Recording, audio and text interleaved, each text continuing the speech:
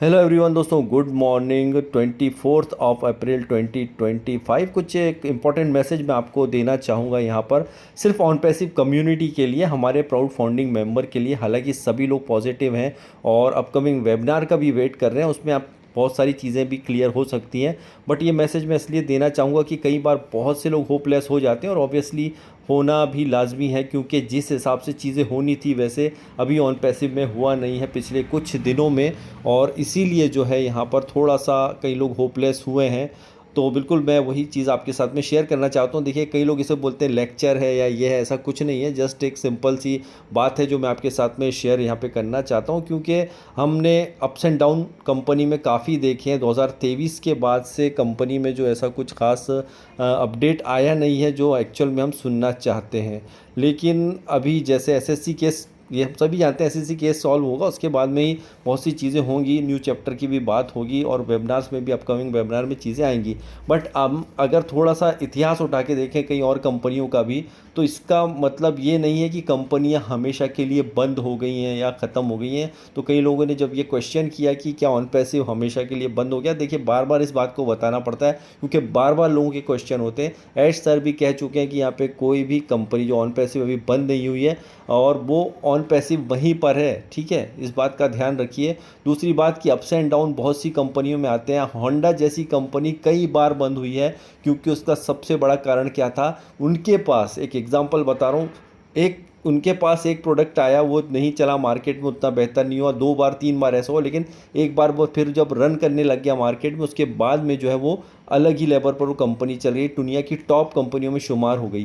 क्योंकि हम आज एक ऐसी कंपनी जिसमें 6 साल से जुड़े हुए हैं, काफ़ी सारी होप्स हैं इसके अंदर, और हम उसके ऐसे प्राउड फाउंडिंग मेंबर हैं, हम कोई एम्प्लॉय नहीं है। जब होंडा जैसी कंपनी बंद होती है तो उसमें वहाँ पर एम्प्लॉय लोग जो हैं, वहाँ के एम्प्लॉय लोगों की सैलरी चली गई, ये हो गया, कई लोग बेरोज़गार हुए, लेकिन इसका ये मतलब नहीं था, वो तो एम्प्लॉय थे, कहीं इधर उधर चले गए। लेकिन हम एज ए फाउंडिंग मेंबर हैं, क्योंकि हमने यहाँ $97 दिए, हमने यहाँ पर जो है पैकेज भी बाय किया है, तो हमें थोड़ा सा यहाँ पर लगता है कि क्या अगर यहाँ पर हमारा जो चीज़ें आ गई, चलिए एसएससी केस के बाद में हमारे $52 मिलियन जो है गवर्नमेंट्स के पास में, तो वो भी आ जाएंगे, उससे भी हमें बोनस कमीशन जो भी है वो तो मिल नहीं है। लेकिन इसके अलावा कंपनी में नई चीज़ें और क्या आती है, क्या चीज़ें और बेहतर होकर निकलती है, क्योंकि अलग अलग प्रोडक्ट्स पे कैसे कैसे काम करना है, टेक्नोलॉजी बदल गई है। वैसे ही ऑन पैसिव में भी अभी हो सकता है कुछ प्रोडक्ट हो, क्या हो, जो मिस्टर ऐश ने बैक एंड पे तैयार कर रखे हो, समय का इंतज़ार वो कर रहे हैं। सही वक्त आने पर वो चीज़ें जब हमारे सामने आएंगी तो हमारी कंपनी पहले से बेहतर होकर सामने आएगी। इस बात को बार बार आपको समझना पड़ेगा।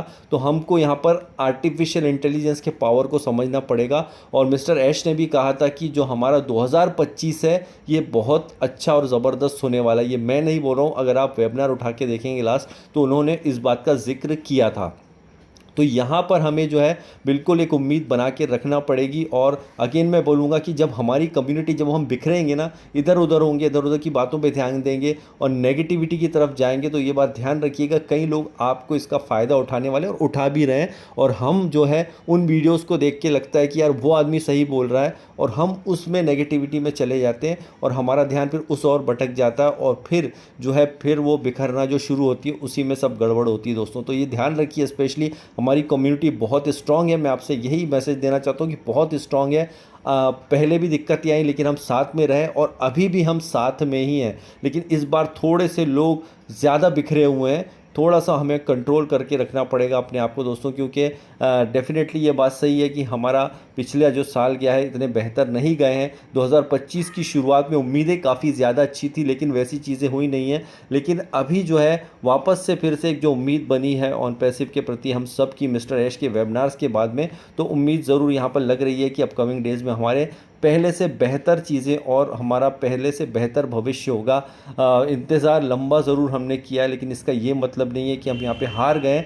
हम ऑन पैसिव के साथ थे और रहेंगे, जितने भी हमारे प्राउड फाउंडिंग मेंबर हैं। तो यहाँ पर हमें थोड़ा सा प्रैक्टिकली चीज़ों को समझना पड़ेगा, थोड़ा इमोशनल जो है उसे इमोशंस को कंट्रोल करना पड़ेगा, और साथ ही साथ अपकमिंग अपडेट का जो है हमें वेट करना है, जो अपकमिंग वेबिनार होंगे। तो बस बने रहिए ऑन पैसिव के साथ। Thank you very much, bye bye.